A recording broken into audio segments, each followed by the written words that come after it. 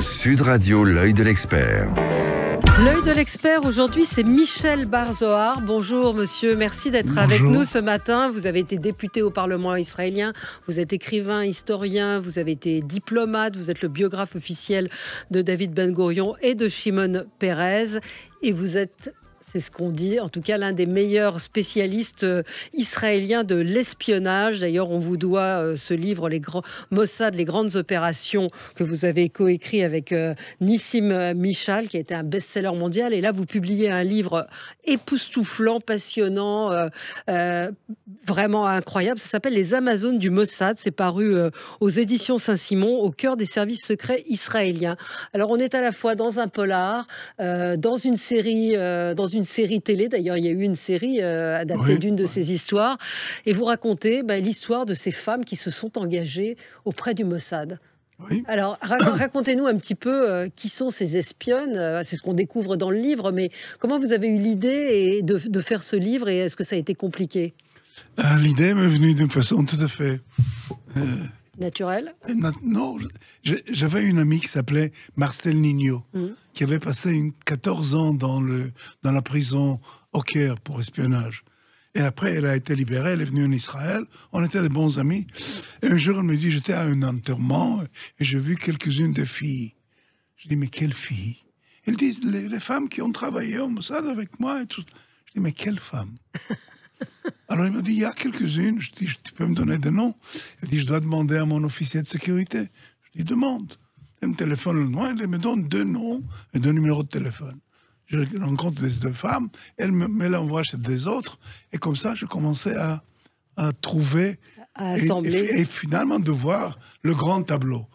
Ouais. Et le grand tableau était que toutes ces histoires sur le Mossad, avec ces hommes virils, ces James Bond, qui savent tout, qui sont très courageux, très forts, très inventifs, très créatifs.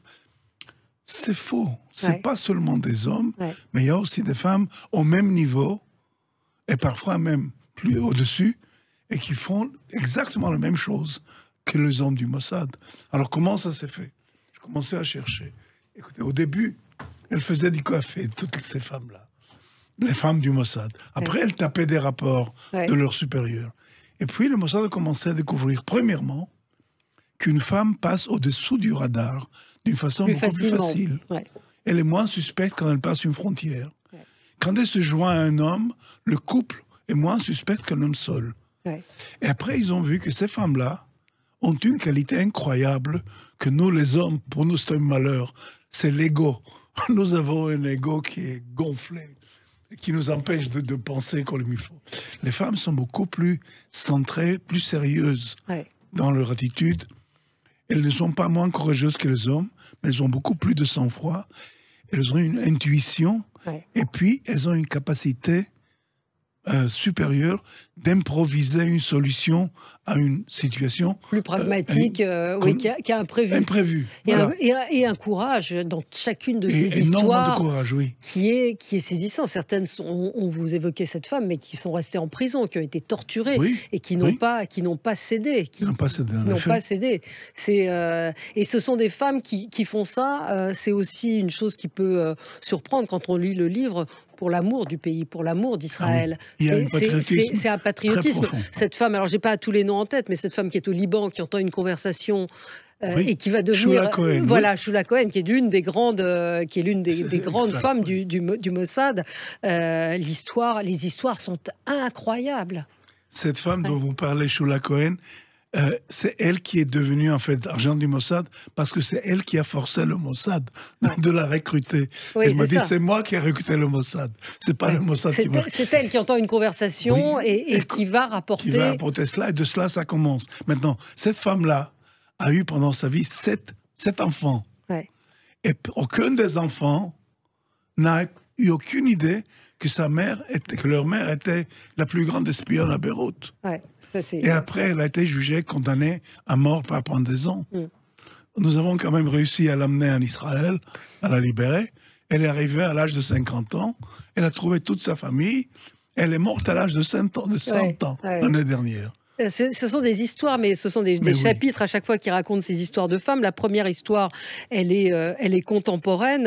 Opération Trio, c'était en 2007. Voilà. Nina, Marilyn et Kira.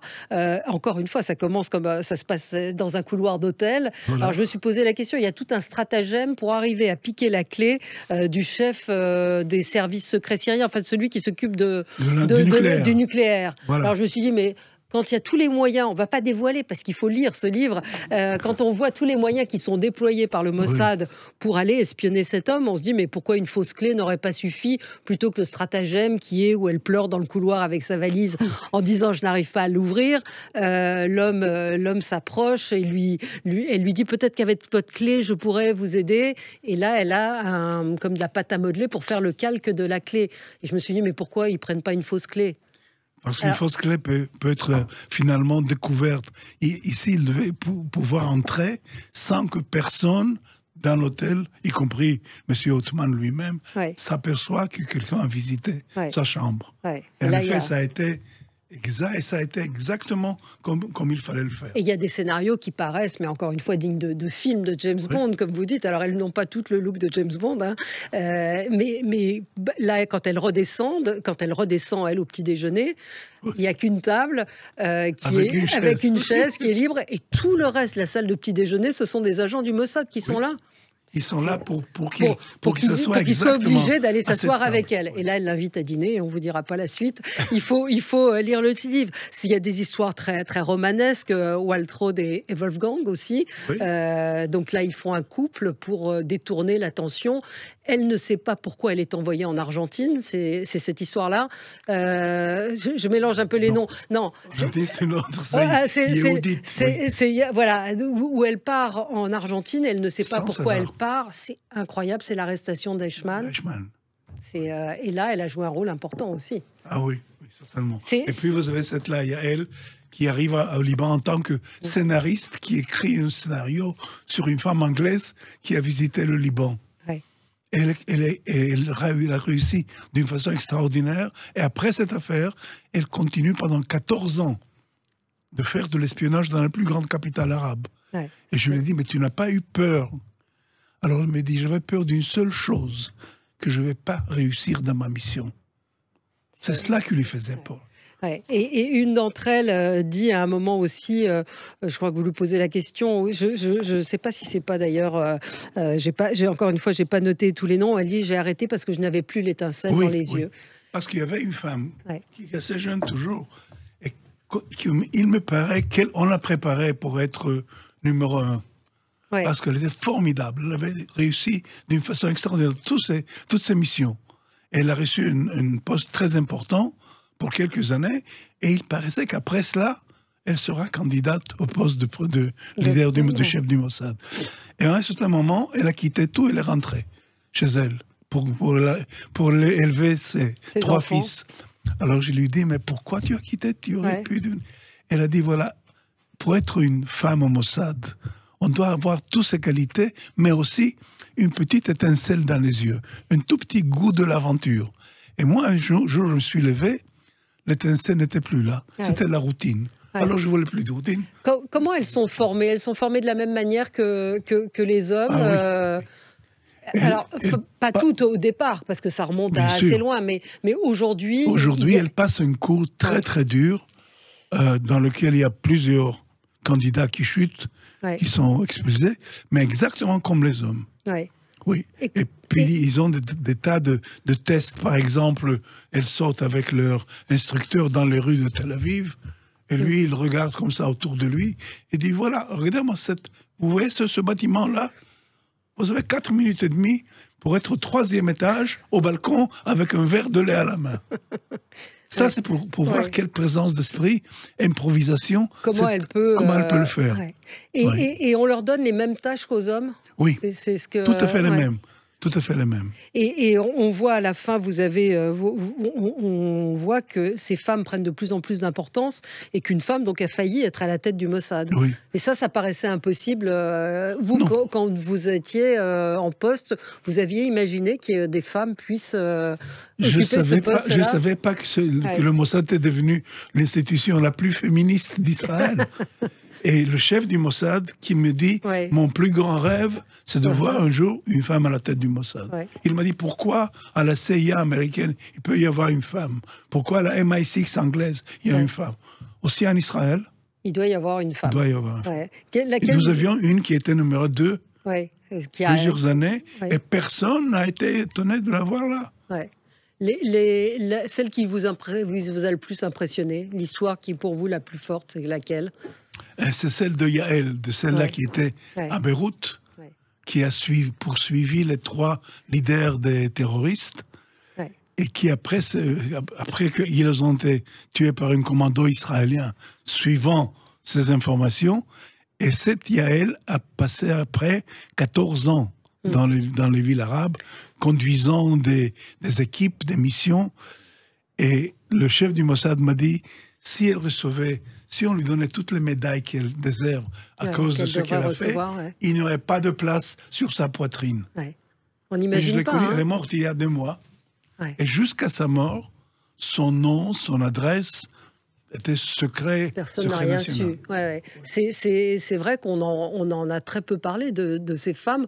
Comment ça a été accueilli, votre livre, par le Mossad, par le gouvernement israélien? Très bien, très bien. Je pense que le Mossad, bien qu'ils ne m'ont pas dit, je pense que le Mossad avait intérêt, premièrement, d'attirer des femmes. Vous allez voir à la fin du livre, il y a même une affiche que le Mossad a présentée pour recruter des femmes.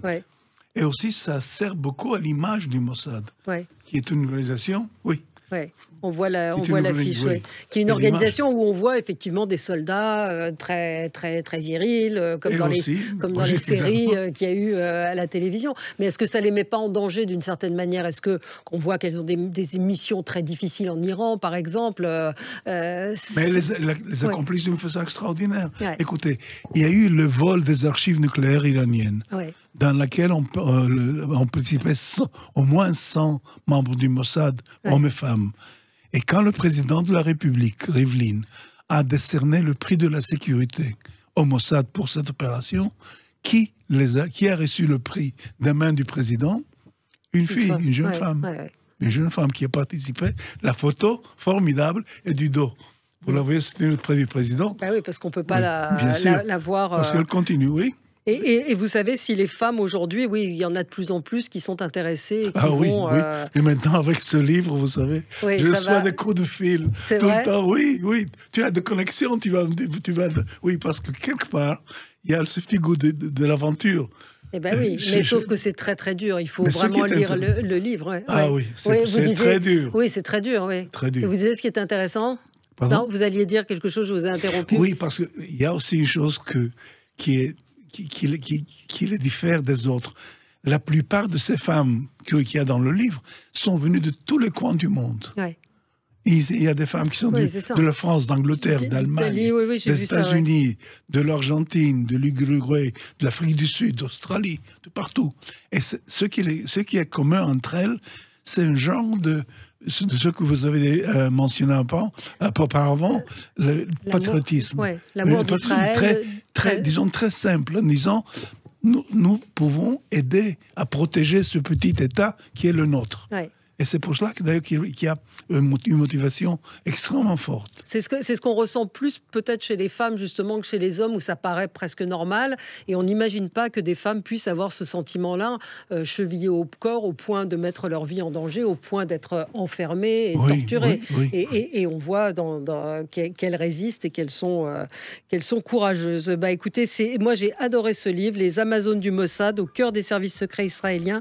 C'est aux éditions Saint-Simon. Michel Bar-Zohar, merci d'avoir été avec nous. Vous l'avez coécrit avec Nissim Michal. Passionnant, encore une fois. Il y a du romanesque, il y a de l'aventure, il y a de l'histoire d'Israël, parce qu'il y a aussi les relations avec la Palestine. Comment certaines ont fait passer parfois des Israéliens, les ont aidés à traverser des frontières.